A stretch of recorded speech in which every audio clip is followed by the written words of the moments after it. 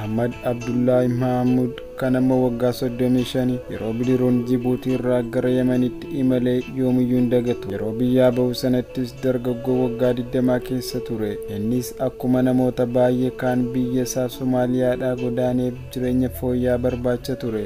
Innis akkuma namoota baay'ee kan biyya isaa Somaaliyaadhaa godaanee jireenya fooyya'aa barbaachaaf ture. Daandiin ittiin godaantonni Afrikaa irraa gara Yemenitti imalan kunniinis koriidarii bahaa yookaan Eastern Corridor jedhamuun kan beekamu yoo ta'u, innis addunyaa irratti kan godaantota hedduun ittiin imalanidha. Haa ta'u malee daandiin kun baay'ee xiyyeeffannaa addunyaan hin kennamneefi akkasumas daandiin kunis baay'ee balaafamaa akka ta'e dubbata Muhammad. Imala eegallee osoo daqiiqaa 30 hin guutin ture diruun raafamuu eegalte jedha. Namoonni Yemen karaa seeraan alaatiin namoota daddabarsanis afaan Arabaatiin haasa'uu eegalanii. Isaanis waa'ee namoota bidiruu irraa darbachuutti haasaa turanii. Isaan boodas godaantota Itoophiyaa 7 dirqiidhaan gara galaanaatti darbatan jechuun waan erga yaadata.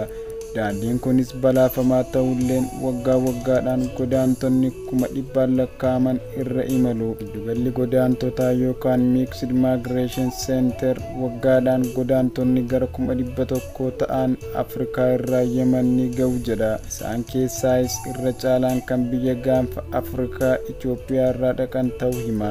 Kan hafan ammoo Somaaliyaa fi Jibuutii irraa kan ka'anidha. Bidiruun Muhammad ittiin imala irraa lammiilee Itoophiyaa 47 kan Somaaliyaa 5 daddabarsitoota lammiilee Yemen 2tu ture. Haalli isaa baay'ee kan nama dhiphisu ture jedha. Harka keenyaan bishaanicha bidiruu keessa seenaa ture. Bishaanicha baasuuf yaalaa turre. Lubbuu hafuu keenya hin beeknu turre jedha. Bara 2024 irraa kaasee Yemen waraansa keessa waan jirtuuf godaantonnis gara Saudi Arabiyaa bakka hojjetan humna hedduun barbaadamu seenuu barbaadu. Dhaabbanni baqattoota addunyaa akka jedhutti godaantonni hedduun gaaffiin isaanii dinagdee ta'ulleen godaantota Itoophiyaa hedduun keessattuu naannoo Oromiyaa fi Amaaraa irraa godaanaa jiru. Karaan balaafamaan qarqara galoo galaana Aden qaxxaamuruun dameewwan gurguddaa 2 qaba. Godaantonni karaa Oobikii kan Jibuutii keessa irraa ka'uun magaalaa Laahiji magaalaa kibba dhiyaa Yemen ga'uuf yookaan ammoo Somaaliyaa Basaasoo irraa ka'uun qarqara galaana Shabwaa kan kibba bahaa Yemen ga'u. Muhammad daandiiwwan lamaan isaayyuu imaleera.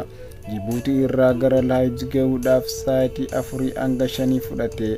Bara 2014tti erga gara Somaaliyaatti deebi'een booda karaa Bosaasoo gara Yemenitti deebi'e. Yeroo lammataa deebi'etti illee imala hin sodaanne. Jalqaba imalli Jibuutii irraa ka'uun taasise dheeraa ture. Yemen ga'uudhaaf sa'aatii 24 natti fudhate ture jedha. Akka OIM ibsutti Jibuutiin biyya gara Yemenitti ceesistu kan jalqabaati. Bara 2023 keessa godaantonni Itoophiyaa 106 ta'an gara biyyattiitti qaxxaamuranii turanii. Qarqara galaana Jibuutii ga'uun rakkisaadha. Torban hedduus fudhachuu danda'a. Fakkeenyaaf kanneen naannoo Amaaraa irraa ka'aniif Obokoo ga'uuf imala kiiloomeetira 400 ta'uu danda'a. Gariin konkolaataa fi otoobisii yoo imalan baay'een isaanii ammoo miilaan imalu. Kunis ho'a cimaa keessatti dhibba bonaa kan gammoojjii keessa adeemsa dheeraa kan dabalatudha.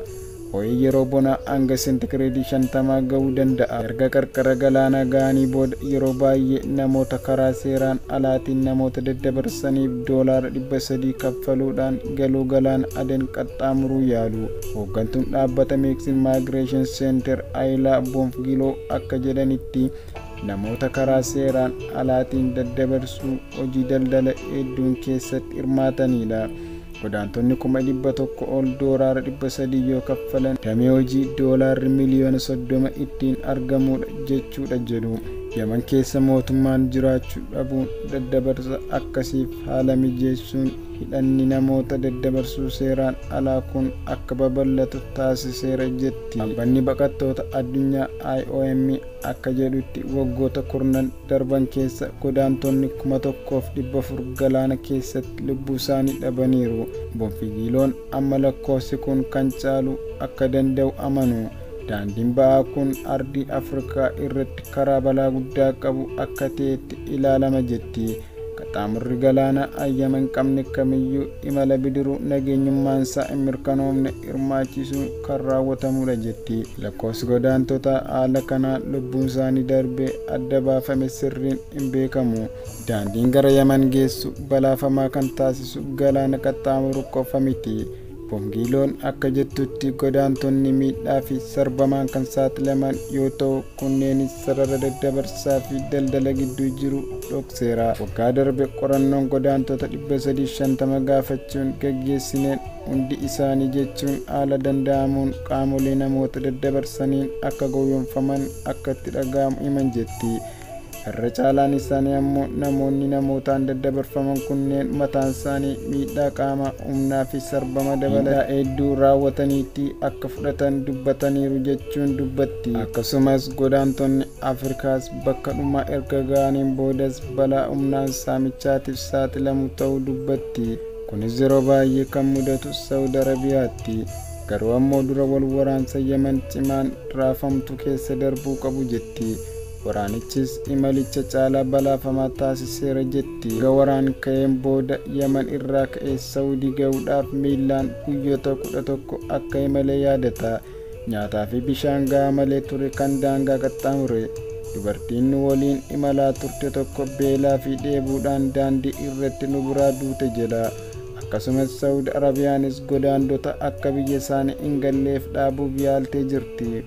Bara 2023tti dhaabbanni Human Rights Watch eegdonni daangaa Saawud godaantotaa fi koolugaltoota Itoophiyaa dhibbaan lakkaa'aman daangaa Yamanii fi Saawudii ce'uuf yaalan ajjeesuu gabaaseera.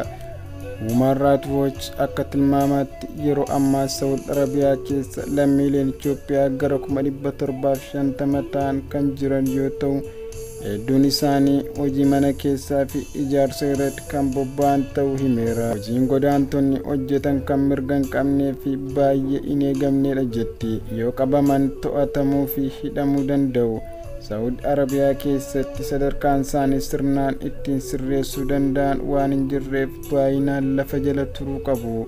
Yeroo baay'ee godaantonni aangoota Saawudiin qabaman gara biyya isaaniitti deebifamu. Bara 2021 Saawud Arabiyaa keessatti waggoota 5 erga hojjetee booda Mahammad mataansaa biyya ari'ame.